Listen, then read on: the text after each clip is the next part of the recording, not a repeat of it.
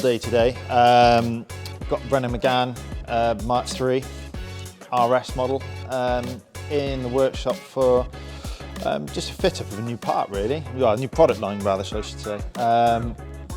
So we've had a bit of a revisit on this, which is pretty cool actually. It's a brand I love, so it's not a bloody change, so which is kind of cool.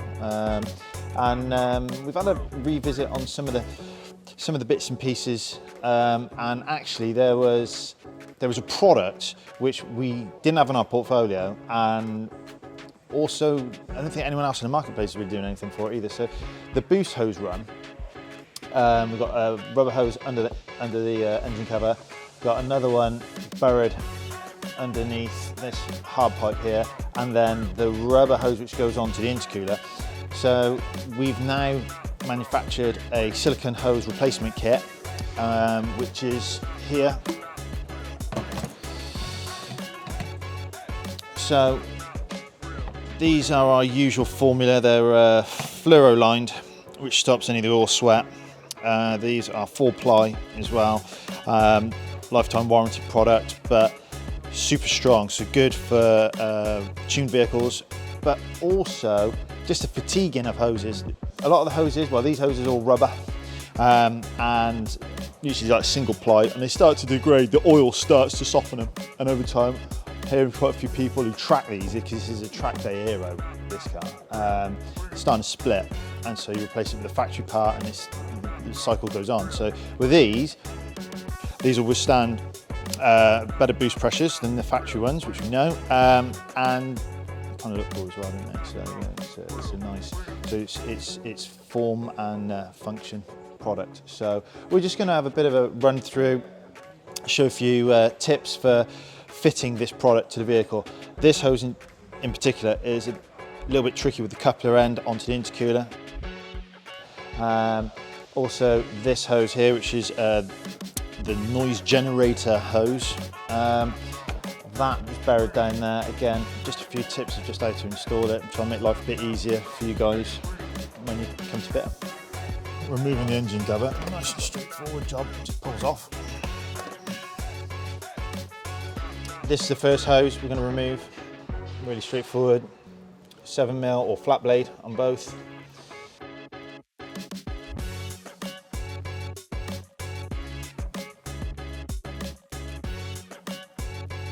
So this part here is just like a sound generator, trying to get some engine noise into the cabin, really. And actually, a lot of people blank these off, which you can do either at this end or at the other end.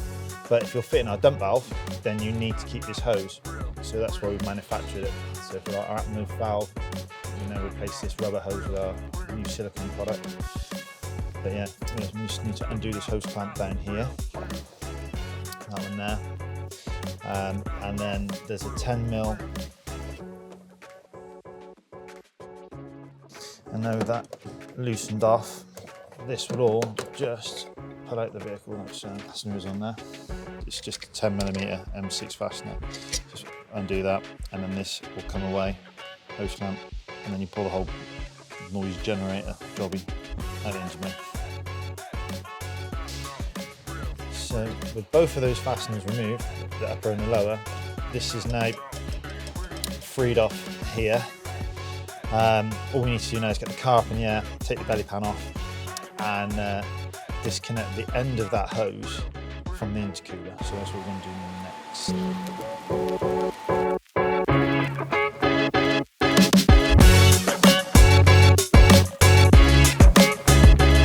So this pipe here, all the coupler to the intercooler is held on with this retaining clip.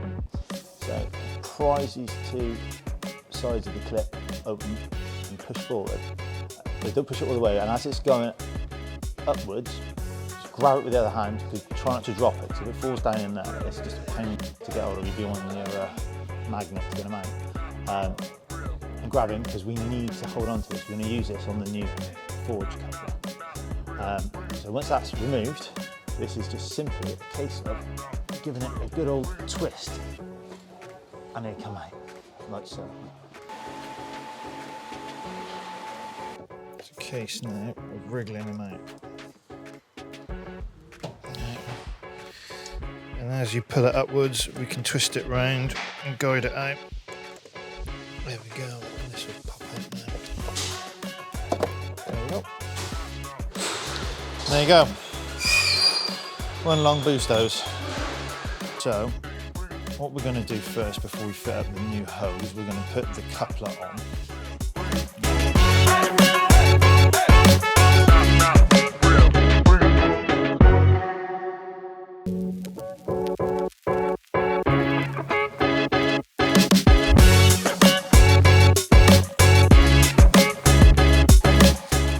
There's a bit of up and down. Doing it on a ramp is a lot easier than trying to do it on a drive, but it's all doable. Axle stands or whatever.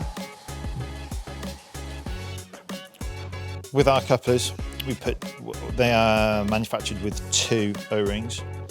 Now these O-rings, when they're new, don't squash particularly well. So I always recommend, or actually what is a necessity, is lubricating with some grease the inside of the coupler to push it onto the intercooler. Now there's 3 slots on here, and this is where your original retaining clip will fit in thusly, and that's how it fits onto the coupler like that, all right? So you can try pushing it on with this in situ, or you can push it home and then put this on afterwards, retrospectively.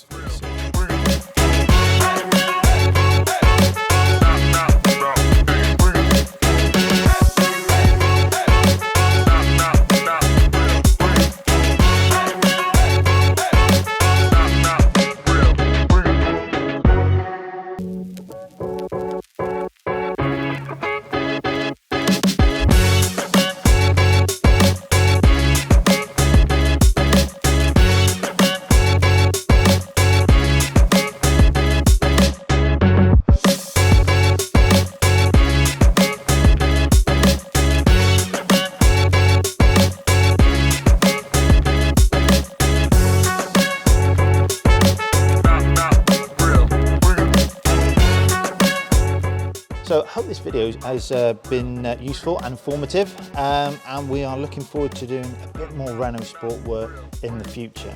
Well, I certainly am anyway, so yeah, keep an eye out for more videos with the same sort of content. See you again.